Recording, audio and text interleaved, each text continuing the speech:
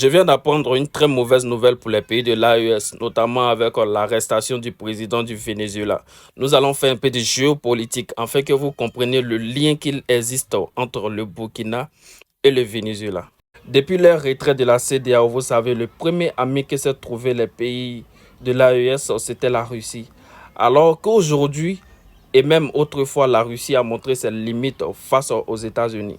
La semaine dernière, nous étions tous là lorsque nous avons appris que M. Donald Trump, ou le président Donald Trump, a arrêté le président du Venezuela chez lui et sans difficulté et même sans mandat d'arrêt international.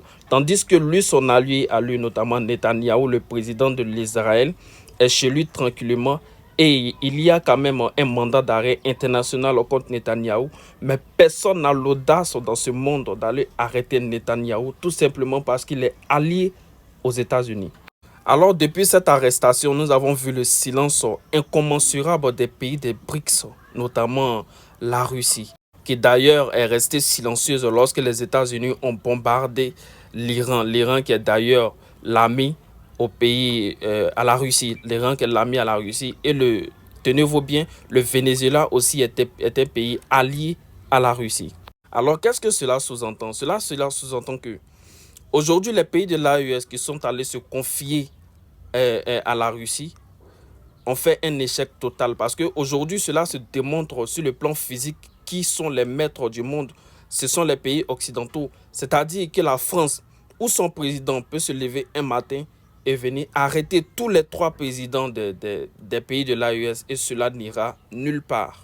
Cela est une réalité dans la géopolitique. À chaque fois que les États-Unis agissent, même si cela n'est pas dans l'intérêt de la Russie reste silencieuse, ne peut que crier, aboyer sans agir. Et je tenais à préciser, je tenais à dire aux pays de l'AES que ça ne sert à rien de se détacher des mains d'un chien et aller se confier à un renard. Si les pays de l'AES restaient simplement en confédération et créaient une armée plus forte, cela serait mieux que d'aller se confier à la Russie, car la Russie est limitée face aux États-Unis. D'ailleurs, lorsque nous essayons de faire une analyse plus approfondie, vous allez constater avec moi que depuis les temps de colonisation, les États-Unis et la Russie ont poursuivi le même but. À la différence des États-Unis, la Russie fait une administration indirecte, c'est-à-dire qu'on vient chez toi, on s'intéresse à tes ressources, mais on ne s'intéresse pas à ta politique et tout, mais on s'intéresse au bien que dont ton pays dispose. Contrairement aux États-Unis, lorsqu'ils poursuivent un bien chez toi, installent une armée chez toi. Alors aujourd'hui, cela s'avère un danger pour les pays de l'AES de voir que les tuteurs dans ce monde est faible face aux États-Unis.